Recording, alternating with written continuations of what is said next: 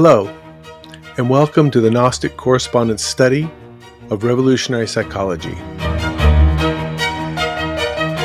by the Gnostic Master Samael on Weor. This is a series of talks that will include reflections, exercises, and practices to help aid and deepen your understanding of this great work.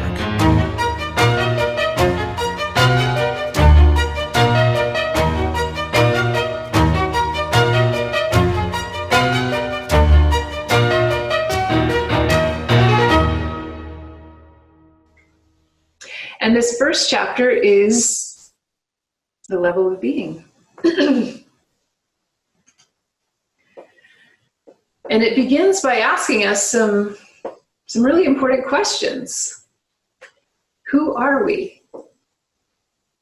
Where do we come from? Where are we going? What are we living for? And why are we living? And these questions show us what we could call the two equations of being and life. We talk about these as the two lines of life, being and life. And these questions show us that equation.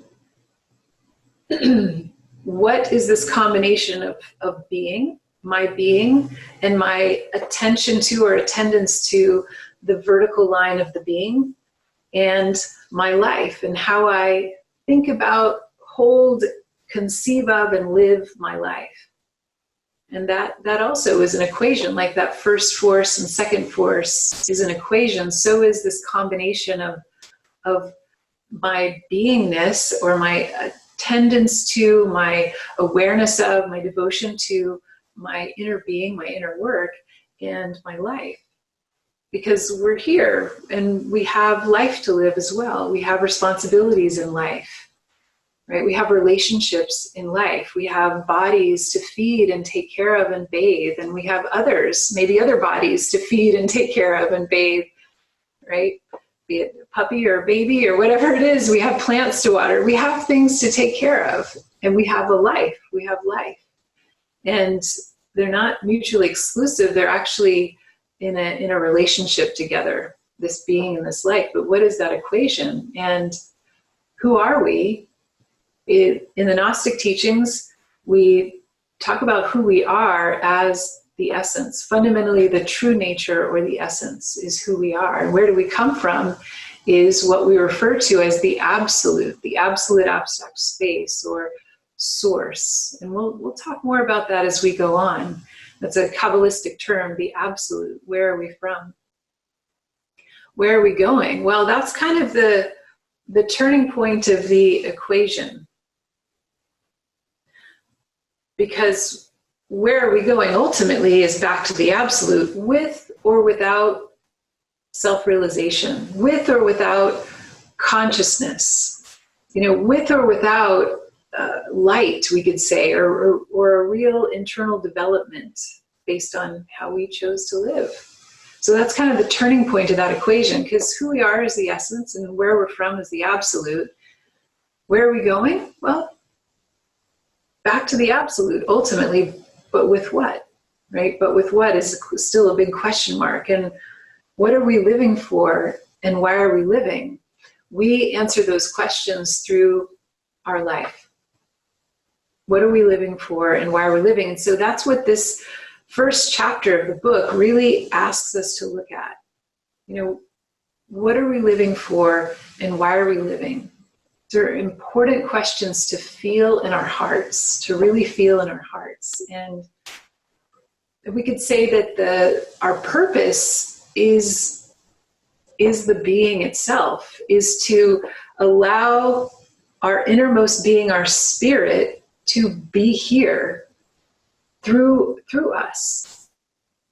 That is really the purpose of our existence, is to allow our spiritual nature to manifest through our human nature, we could say, through this mind, through this voice, through these emotions, through these actions, through these words, to allow my divine nature be here is the purpose. And the work, the Gnostic esoteric work, is the method to that purpose.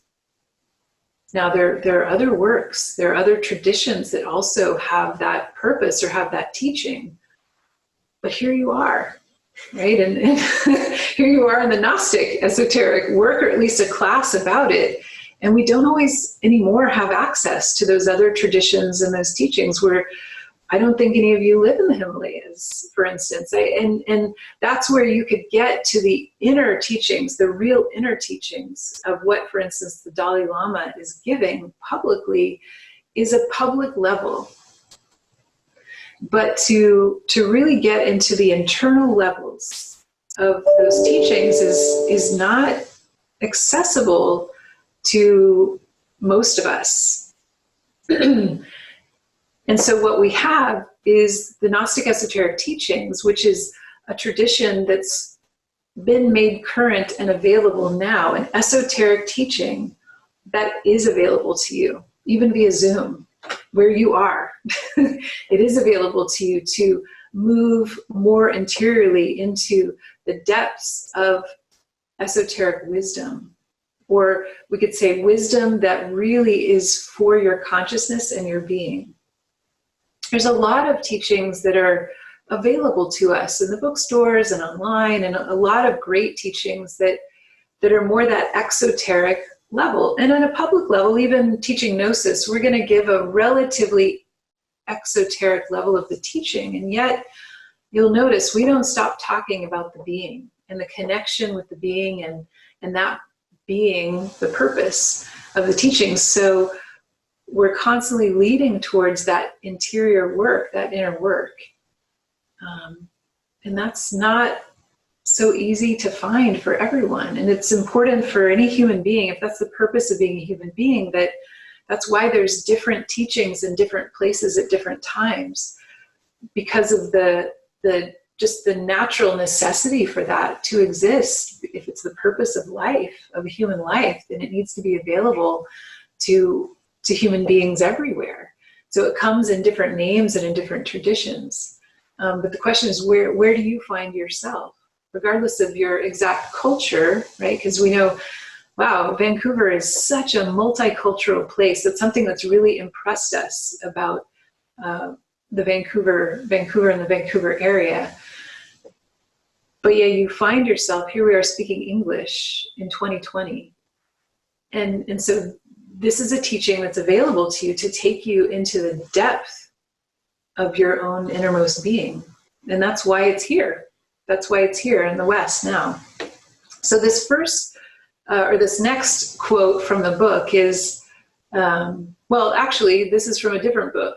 It's from the preface. So it's not in the book that we're going to share with you, but the preface of a different publication that says that Gnostic psychology differs fundamentally from conventional psychology because it approaches the human psyche from the point of origin, the essence, the Buddhata or the consciousness, the seed of the soul, divine intelligent principles which belong neither to time nor to the mind.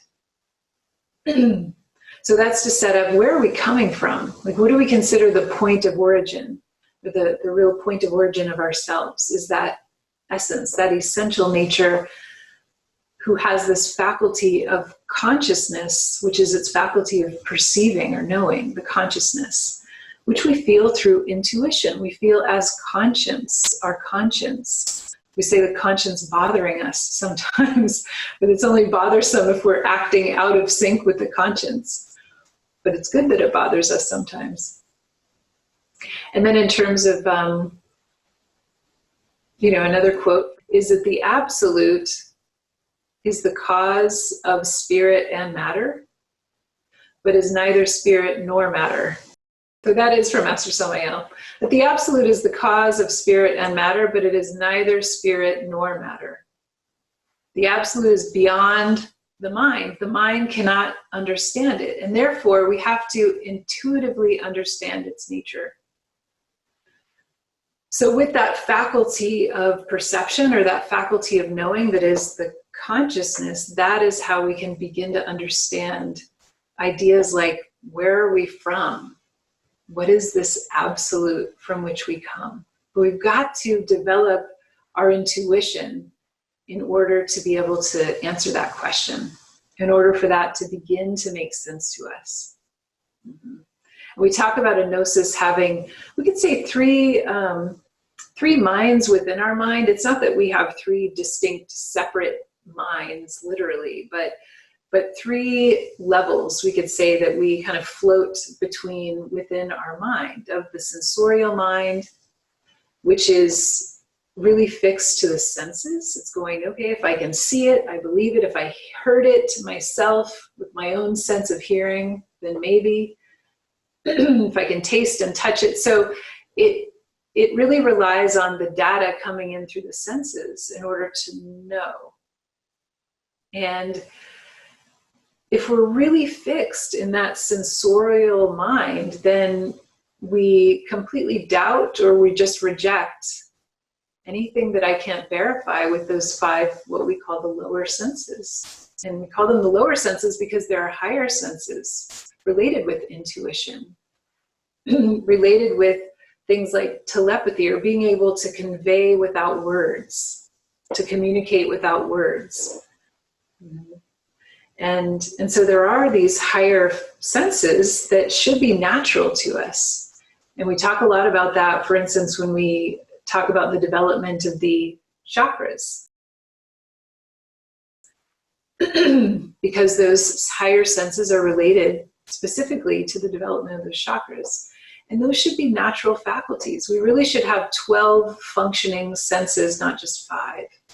But in that, we've kind of closed ourselves off largely to those higher faculties and higher senses, to the point where we maybe repeatedly dismiss intuition, or that conscience that bothers us. We ask it to go away again and again. Stop bothering me, conscience, until it does stop. And we become dull to that perception. We become dull to that sense, right? And so it's through the development of those higher senses that we're able to really understand and know. And then there's the intermediate mind, which we could say is that mind of beliefs, and at least is willing to believe beyond the 5 senses. But until we move into development of the third realm of mind, the inner mind, the intuitive mind, we can't really say that we know, because it's the consciousness that's able to know. And especially is able to know that which isn't all going to be taken in with the 5 senses. So we seek in these teachings to know, to actually get to know. And gnosis means knowledge or knowing, to know in the ways that we're talking about. So now what the Dalai Lama does say is we have to consider what we human beings really are. We're not like machine-made objects. If we're merely mechanical entities, then machines themselves could alleviate all of our suffering and fulfill our needs. However, since we are not solely material creatures, it's a mistake to place all of our hopes for happiness on external development alone. Instead, we should consider our origins in nature and discover what we require. Yeah. So I trust that if you're here, you kind of get that, or you're pretty on board with that. You're seeking something beyond just life, just the line of life itself. And so this equation of life is recognizing our own spiritual nature and ceasing to just be a mechanical creature on the line of life, pulled by all the desires and impressions of life, that is to be mechanical. The mass is the sum of all individuals. What the individual is what the masses are. What the government is, etc. So then the mass is the extension of the individual. Transformation of the masses and of nations is not possible if the individual, if each person does not transform him or herself. So we've been talking along these lines a lot in the Saturday classes, particularly since going to Zoom, since COVID began, and a lot of social unrest and around important issues, and really investigating and exploring this idea of, okay, well, the mass being the sum of the individuals, and the transformation of the mass or the whole or society is not possible if each one of us does not transform ourselves within. So we have talked a lot about that, and we have to transform within in order to transform without. The work right now feel even more relevant. We're hearing that from a lot of people, that it feels like, gosh, this work feels really relevant for life right now, just to be able to navigate what's going on in life and this understanding. And then I included this Shenandoah proverb that it is no longer good enough to cry peace. We must act peace, live peace, and live in peace.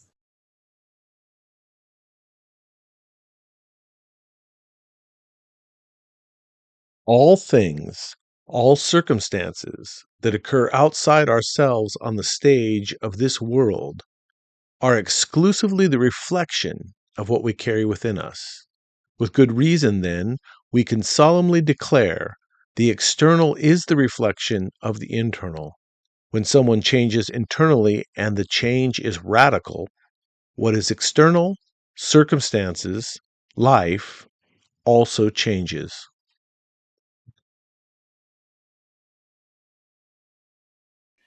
So the reflection, we're reflected, the external reflects the internal.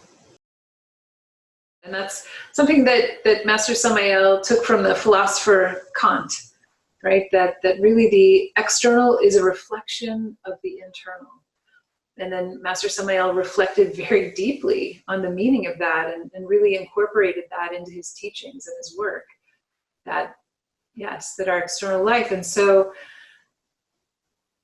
what we are internally, what values we're cultivating internally, reflects in our life. It certainly reflects in our words and our actions and our thought states and our mood states, and then that has an impact. And it's very easy to know if I'm complaining a lot, I'm going to attract people who like to listen to or like to also complain. For instance, just that very common affinity that we can see very easily. We could play with this within a day and just notice, according to your internal state, what comes your way, who and what comes your way in accordance with your internal state. So we can see it on a small scale, and we can see it on a larger scale as we kind of pull back and look at, what all is going on in my life, and what is the quality of the relationships I have in general.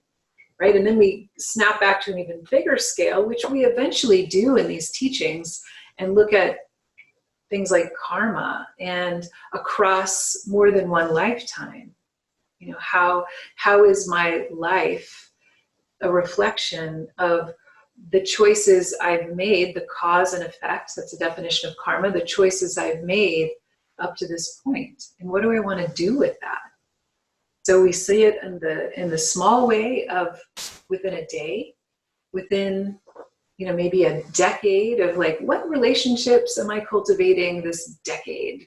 And what circumstances am I kind of engendering in this decade? And then beyond that, karmically speaking. So we can look at this in many levels, but what we can affect is right now. That's really where action can take place, is right now. And we're going to get into that in the next couple of chapters. And so great reflection that also is a quote from this first chapter of Revolutionary Psychology that we can take away from this chapter is the question, what is our level of being? And he asks us, have you ever reflected about that?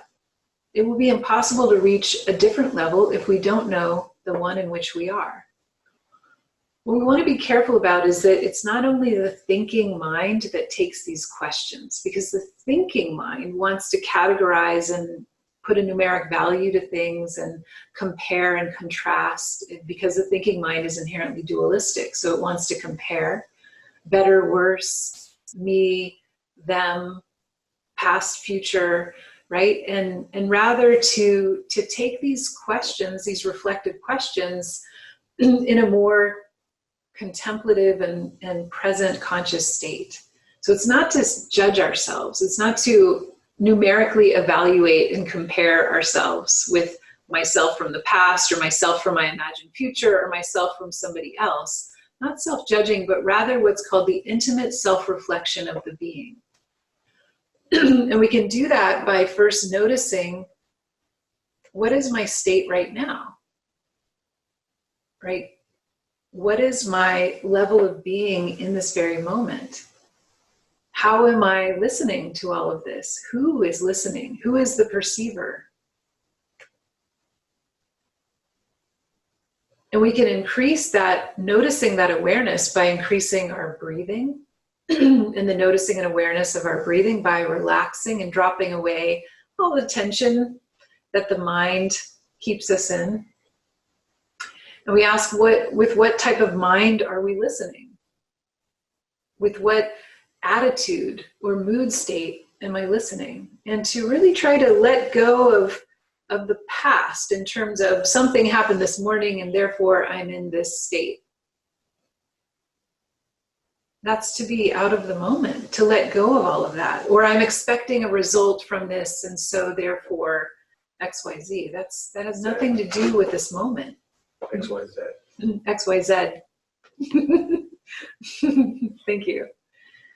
So we can breathe and relax. That's kind of the fundamental practice, is to breathe and be in a relaxed, open state, right? Open posture, open face, open breathing, open mind, open ears, open heart, and set aside those projective thoughts and really listen, right? Really listen.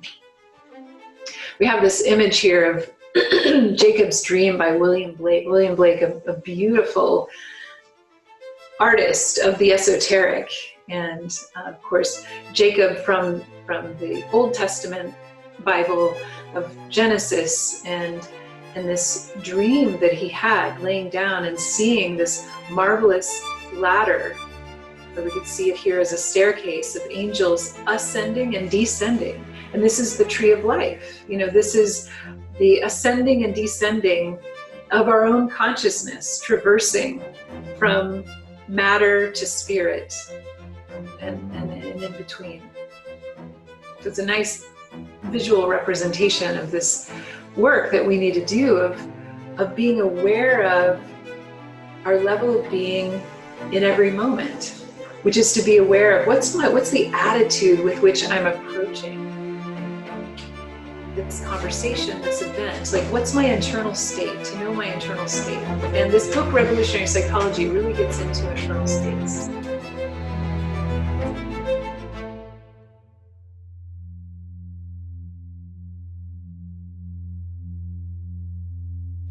Okay, let's now prepare for a brief meditation practice.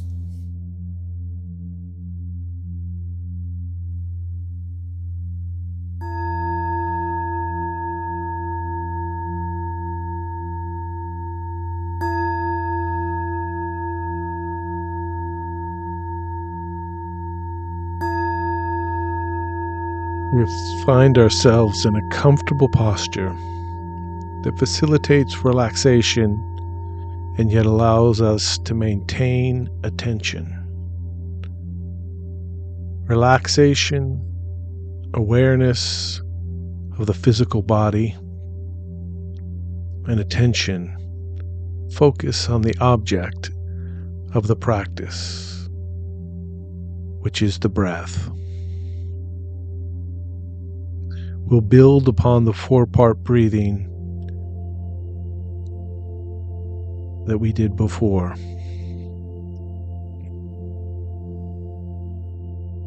Deep inhalation, pause, relax.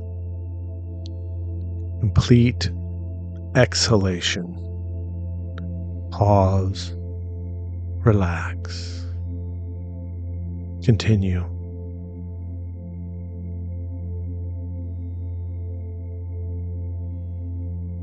In this practice, we integrate the two lines of life, that in the body are spirit and matter.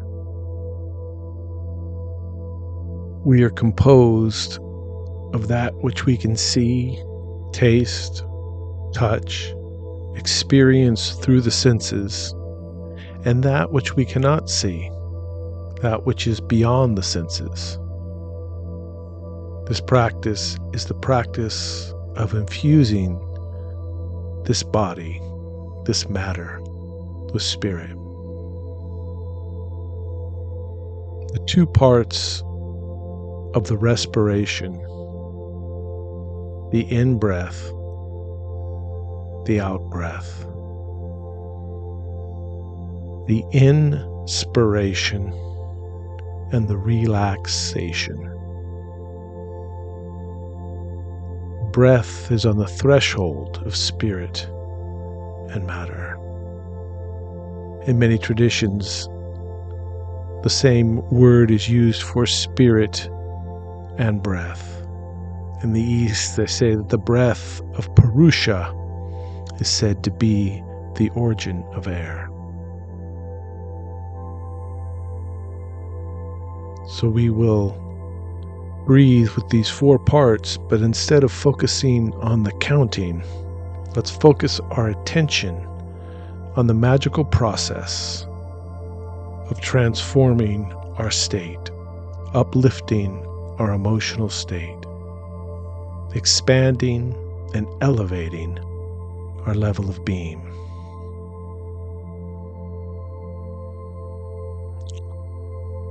With our deep inhalation, our attention's focused on the rising up through the spine and expanding out through the mind, the marvelous life force that we take in through the breath. And as we exhale, we relax deeply, feeling the weight, the matter of this body in a resting state of peace.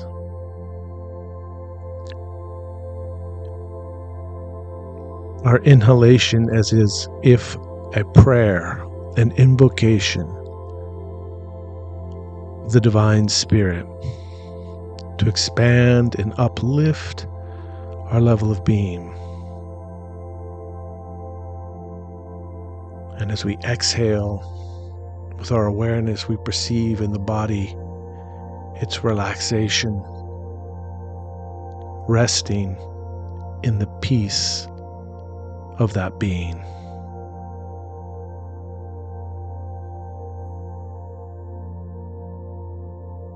Our imagination, we sense, we feel each breath expands and elevates, connecting us to the superior parts of creation that exist around us and infusing them through every molecule, cell, atom that composes us.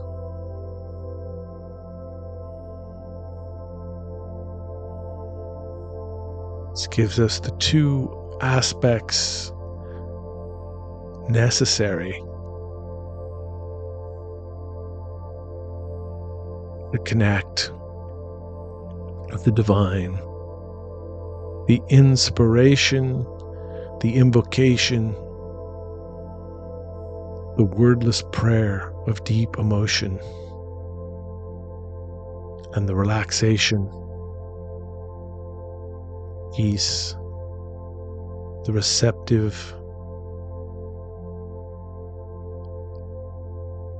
aspect of meditation.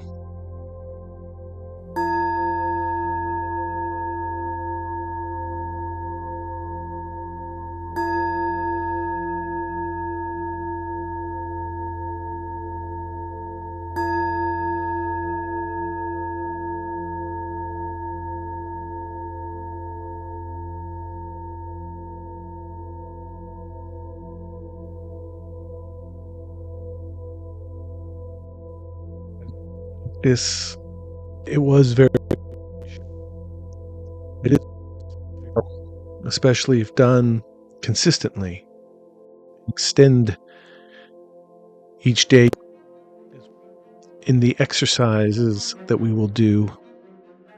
When we remember, do this practice.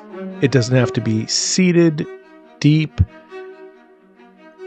It can just take a few moments. Pause, inhale, or take in inspiration and relax.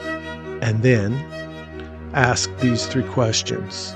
First, who am I? Not from the point of view of I know who I am, but as a question about something I don't know. And that all the information that I need is here to answer that question. And with it, where did I come from? Not deep philosophical, but practical, real. In this moment, how did I get here?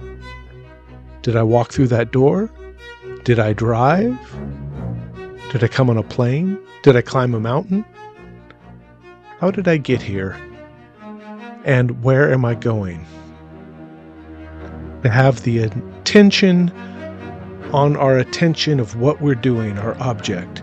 That our mind is fragmented, our day is fragmented, so our life is fragmented. So let's bring attention to who I am as a question. Where did I come from and where am I going? Thank you for your time, your attention, and your presence.